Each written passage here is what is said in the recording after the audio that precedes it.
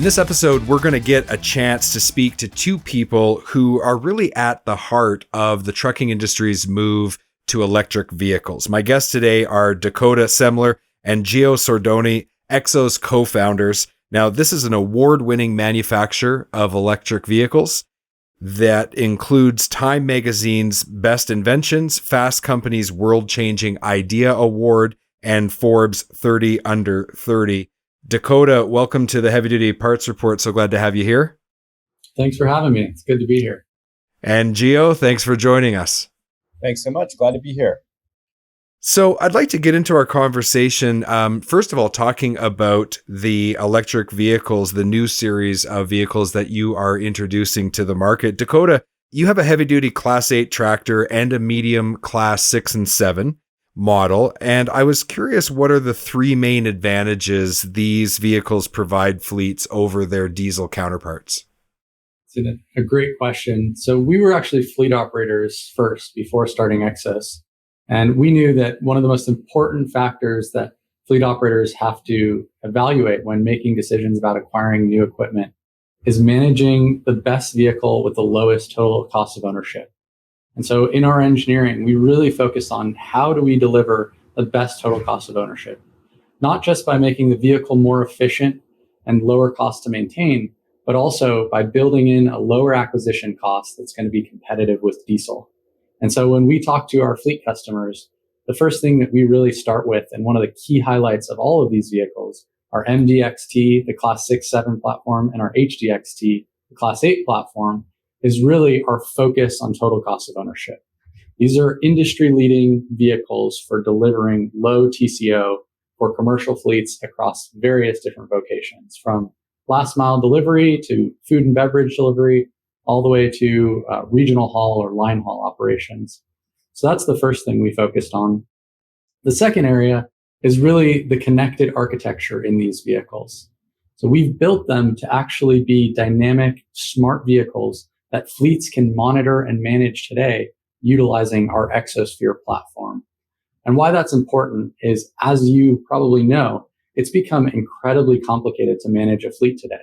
From managing maintenance to fueling infrastructure to service ticketing and service tracking of service records, all the way to managing compliance of emissions regulations and what model year your engines and powertrains are. We wanted, as fleet operators and for our customers, to have that all centrally located so that as they're managing a dynamic, ever-growing, ever more complex fleet, they can do it from one single platform and have all of those resources and tools easily accessible at their disposal within Exosphere. And really, these vehicles are the kicking off point where we have our connected vehicle architecture, our telematics gateway unit that enables that platform and allows us to actually dynamically update these vehicles on the road. So not only can a fleet manager actually operate and monitor these vehicles remotely, but now we're able, as the OEM, to continually update and make the performance of these vehicles even better. And then lastly, one of the third things I'll talk about is just our battery architecture. One of the ways we're able to deliver a industry-leading TCO is by developing our own battery technology. So these vehicles utilize Exos's proprietary pack architecture, which takes leading cells from industry-leading manufacturers and combines them into a battery system that was purpose-built for the commercial vehicle industry. So the rigors of vibration and thermal environments and drive cycle requirements that fleet operators put these vehicles through. And that's truly unique in this industry. Very few OEMs are actually creating battery systems that are engineered for the rigorous duty cycles and use cases that fleets put them through. I think there's a level of comfort, and maybe it is important, maybe it's not. I mean, there's some pretty smart people in the world working on this, but there's just a level of comfort as I hear that your background started with fleet operations. So just having that information, that knowledge, that firsthand knowledge, I'm sure was extremely useful as it guided you through the development of these trucks. So, Gio, let me ask you something. All we see in the news is one press release after another about different electric vehicles coming to market. This space filled up really fast and got competitive really quickly. So what's really giving your trucks and your company a competitive advantage over everybody else who's bringing EVs to the market? Yeah, Jamie, I would point out that while there is a lot of noise and there are a lot of press releases about new products eventually coming to market, we're one of the few EV companies that's actually been delivering production vehicles for several years now. So our trucks are battle tested, if you will. They've been on the roads, they've been in real customers' hands, and we've had the advantage of being able to incorporate a lot of that early feedback into the newer products that we're building and announcing. So just right out the gate, we're one of the companies that's actually doing what we're talking about here, not just announcing products that will eventually come. Another aspect that Dakota touched on is that our vehicles are purpose built to be electric. We're not taking a diesel platform and retrofitting it or adapting it so that it works with an electric powertrain. All of our trucks were designed and built to be electric from the ground up. And that leads to things like TCO advantages that our peers aren't as fortunate to have, for example.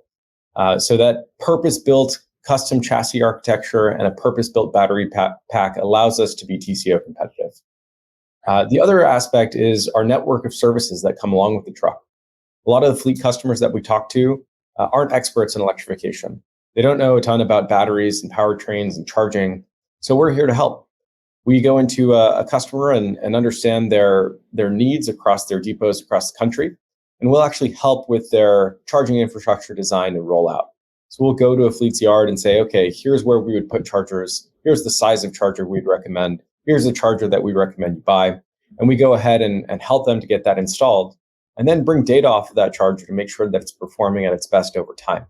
So connectivity is a huge advantage for Exos.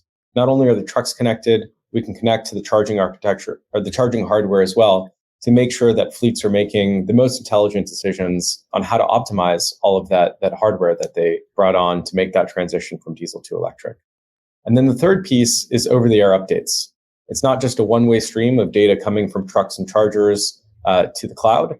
It's also our engineers being able to write new code, make the vehicle more efficient over time, and update our vehicles over time with that new code that makes them operate even better. And there's, I don't know how many OEMs are offering that today, but that's another advantage that sets Exos apart. Yeah, that actually really jumps out to me because, I mean, let's face it, relatively new technology in the, when you compare the legacy equipment that's been around for decades. And so that real-time update and optimization, I mean, that has got to be something that fleets would be very interested in, simply because as time goes on and you actually get more and more miles, more real world experience, if you can adapt to become more efficient over time, this is nothing but good for the fleets. Yeah, that's exactly right.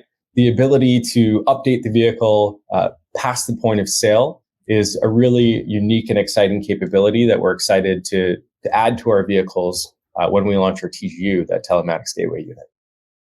Yeah, that's going to be great. So one of the things that I have been very concerned with, and my background, I worked for manufacturers of parts components. I worked for distribution companies, always on the independent service channel.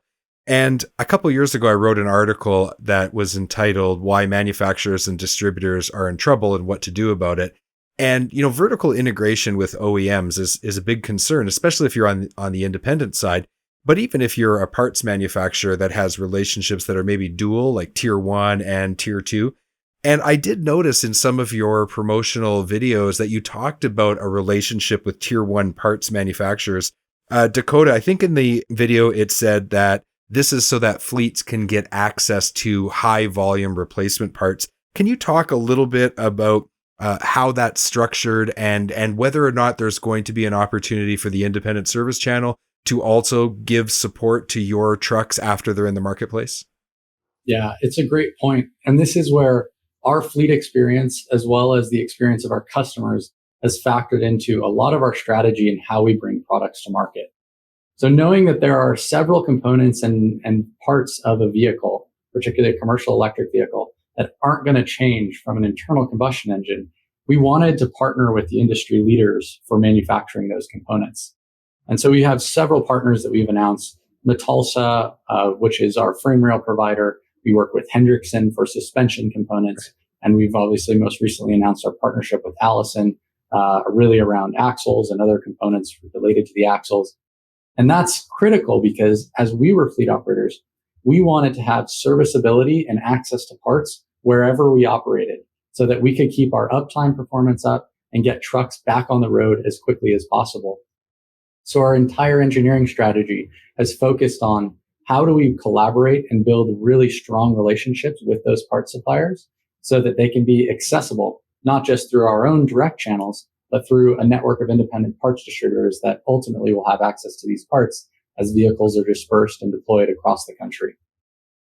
Okay, that makes a lot of sense. Now, Gio, I got one for you. 22 parts versus thousands. That was in another one of your videos. I believe the exact way it was described was 22 moving parts instead of thousands. I got to be honest, as someone who's been in the parts business since 1998, I understand we have to be progressive. We have to move forward. But are EVs going to be the end of the parts business as we know it?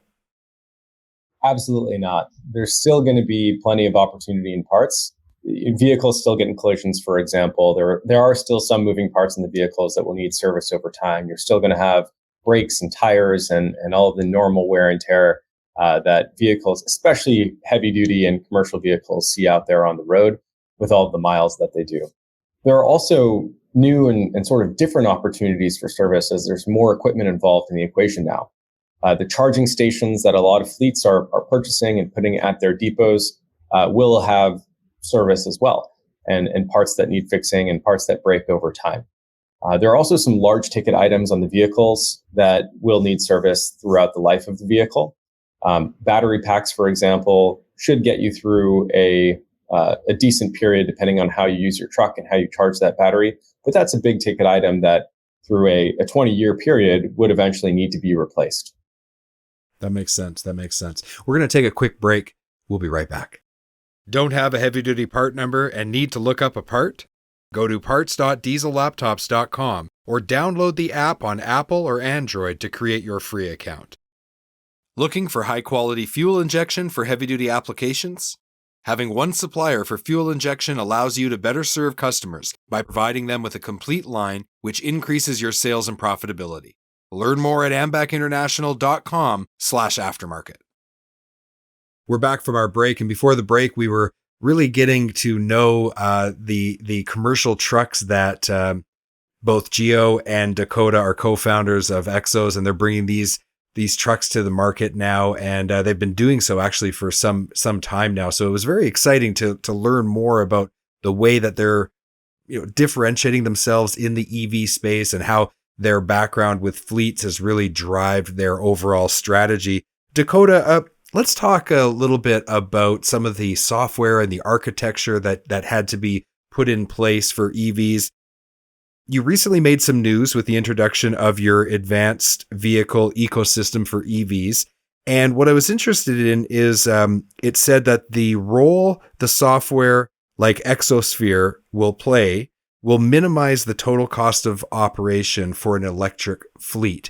So tell me more about Exosphere. Tell me more about how this architecture, why it's necessary, and how it's going to help drive down the overall cost for fleets.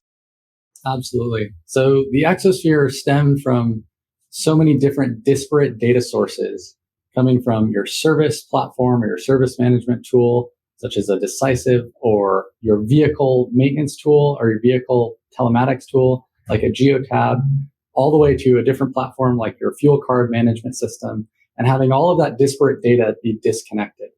We wanted to give fleets the ability to then actually connect that data and have more powerful insights into their total cost of ownership. So not only will they have the insights, but they'll have the resources to be able to make decisions on how they can more cost effectively operate their fleet. And that might mean reducing your energy costs by scheduling your charging periods at a different time. That might mean optimizing charge profiles to reduce the service and maintenance intervals on specific power electronics or batteries. There's a variety of different ways in which this can pan out and how the Exosphere actually makes it happen. But ultimately, it's about putting the information in the hands of the fleet operator and the fleet manager to be able to make those connections, have those insights, and make smarter, more profitable decisions. So is this something that is proprietary just for your EVs, or is it kind of like a vehicle agnostic, if you will? So today, it's really focused on our vehicle platform, but we do work with other charging platforms. So if a customer comes to us has existing charging infrastructure with another charge point operator out there or charging provider, as long as they connect into the industry standard OCPP connection, we're able to sync with that infrastructure and make sure that we can still create a connected ecosystem to make smart decisions with our vehicles. I want to ask one more question about that. So I think back to how this, like when I think of where we are today, and it's like a brave new world with all this electric technology. And I think back to the way it must have been when the automobile was first created, right? Like everybody had a Ford, and then there was other companies that were coming in. And so I imagine over time, especially with commercial fleets, you had this fleet had chosen that model, and that fleet had chosen that manufacturer, and everything in the fleet was just the same.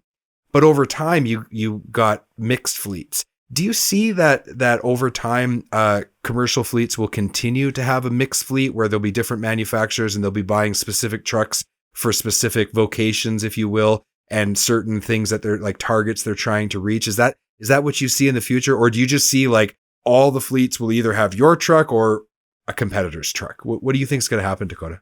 It's going to be a mixed ecosystem, just as it is today. And just as we focus on classes 5 through class 8, we have several customers and large fleet operators, companies like FedEx that operate everything from class 1 all the way up to class 8. Right. They operate vehicles that are even lighter than class 1, like bicycles. And so we expect to see a mix of vehicles across our customer base. And it's really going to be provided by various solution providers. Although we really want to focus on the markets that we think are going to go electric first and are going to have the highest TCO payback, which is in that medium and heavy duty regional haul segment that we think ultimately has the biggest propensity to go electric first. Yeah, and it really seems to me, just from what I'm hearing from you, that you're very forward thinking. You're seeing that, for example, the architecture of your software is going to have, as long as it meets the standards, is going to be usable across different platforms. So that's fantastic. I mean, this is going to be music to fleet's ears. Gio, let me ask you something. When I talk, like my daughter, she's going to turn 18 in a couple months. And when I talk to kids in her generation, they almost have this like naive idea that electric vehicles the energy costs are zero.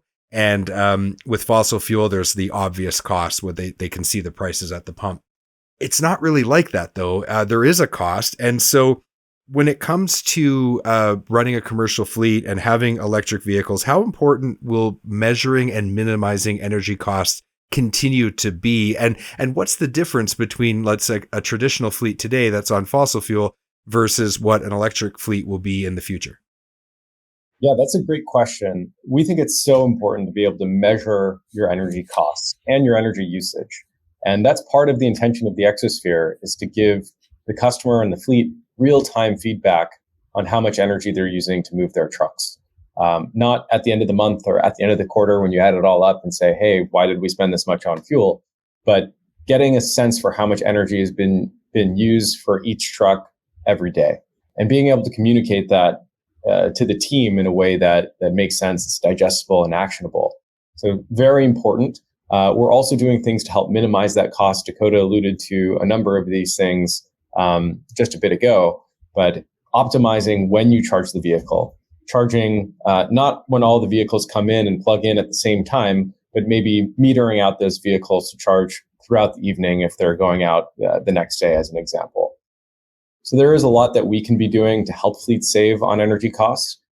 And in general, especially where fuel prices are today, fleets should be saving money on their energy costs. There are exceptions if you're getting hit with, demand charges and you're plugging all your vehicles in at the same time and in certain utility districts. It's hard to say across the board because pricing does vary from utility to utility.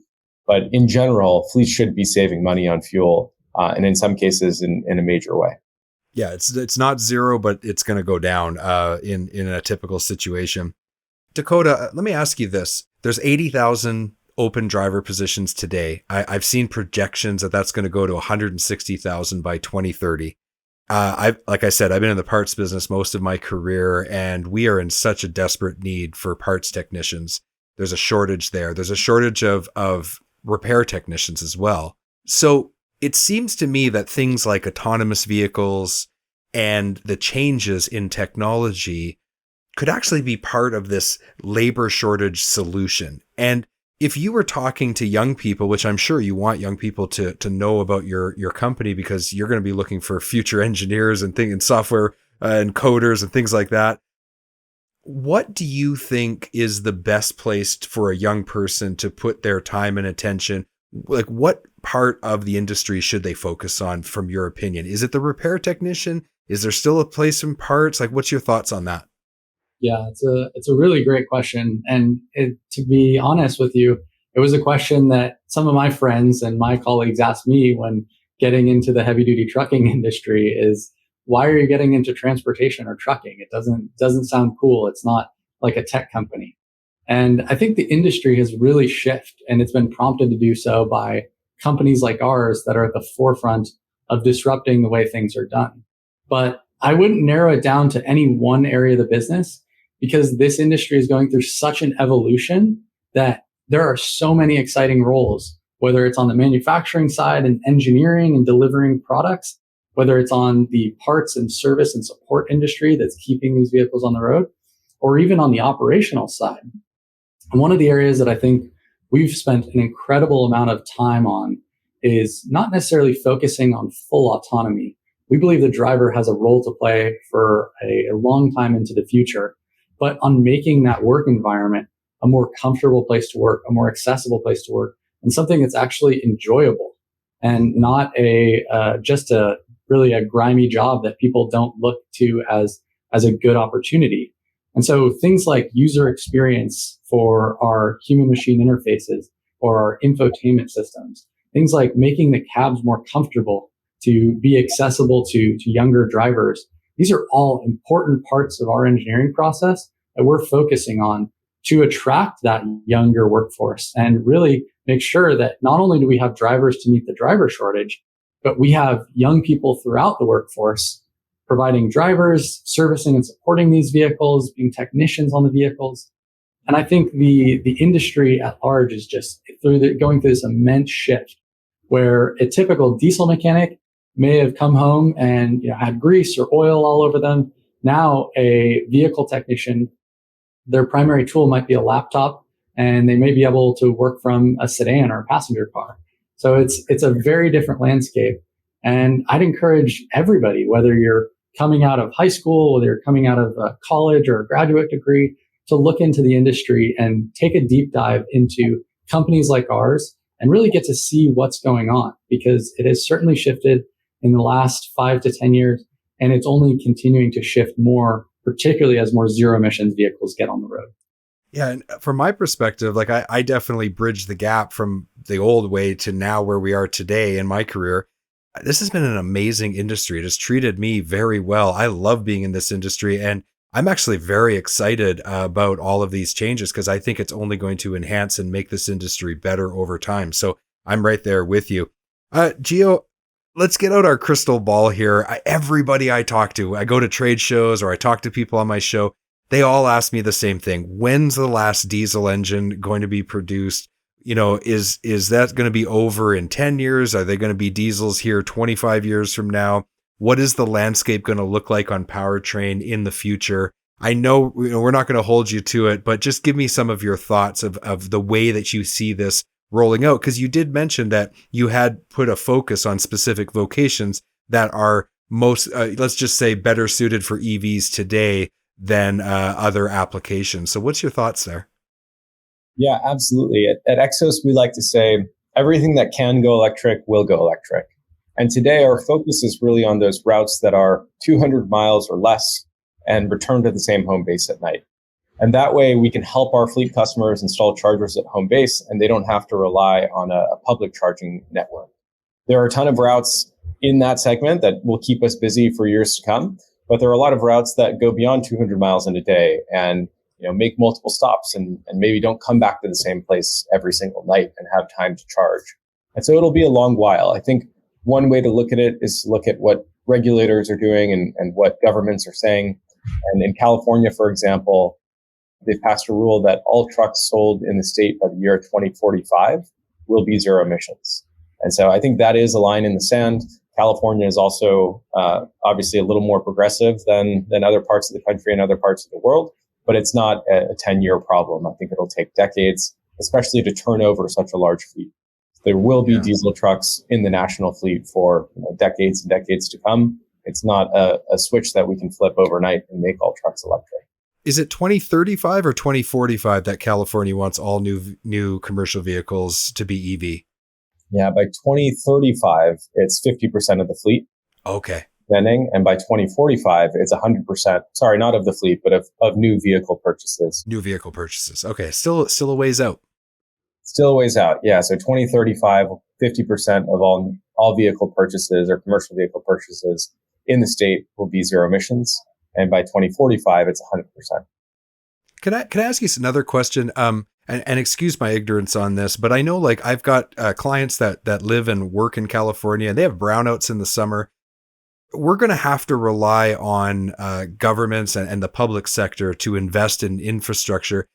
Are they going to be able to pull it off to invest in the infrastructure necessary as so many vehicles go EV? Or is it going to have to be like a public-private partnership to get the job done? What are your thoughts on that?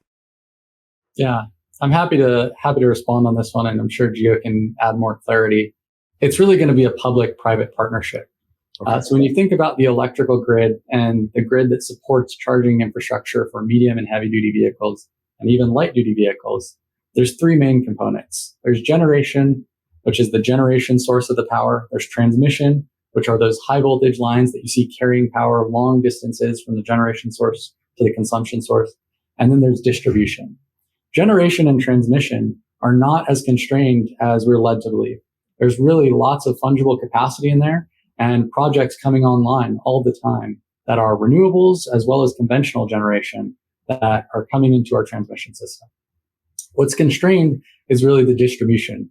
And we like to think about it as the last mile of electricity. It's getting electricity from those regional substations to the fleet where they're consuming them. And it's not just one company that's going to be able to solve that problem, and it's not just one government. It's going to take a network of regional utilities, local utilities, governments, as well as companies like us to develop solutions to make sure that infrastructure is ready for when vehicles arrive. And we've already started to see that there are constraints on the distribution infrastructure. So we've even developed products to address and respond to that need, like our Exos Hub, which is our mobile energy storage and charging infrastructure system. So before fleets have permanent infrastructure ready, if the timelines are taking too long for the utility or the building department to approve that infrastructure, we can actually drop a unit that will have up to 5 portable charge heads with the energy storage on site. So fleets can start charging their electric vehicles within a single day after getting those vehicles delivered. So that's why we think it's going to be a collaboration between companies like ourselves, as well as utilities and governments to really make this happen. Yeah, the only thing that I would add is that the dramatic drop in battery prices over the last 15 years has spurred the electric vehicle revolution, but it also makes affordable energy storage a reality for fixed assets. And that'll transform the way that the grid works, whether it's at the utility level and there's a massive bank of batteries, or even at the residential or depot level. Having that ability to take some storage on and to charge a vehicle, for example, from that battery bank instead of directly from the grid will have a huge impact on the way that the grid works and on the rollout of electric vehicles. You've been listening to the Heavy Duty Parts Report. I'm your host, Jamie Irvin, and we've been speaking with Dakota and Gio, who are co-founders of Exos. To learn more, visit xostrucks.com. Links are in the show notes. Dakota, thanks for being on the show. I really appreciate your insights. Thanks, Jamie. Gio, thank you so much. It was a real pleasure talking to you. Thank you.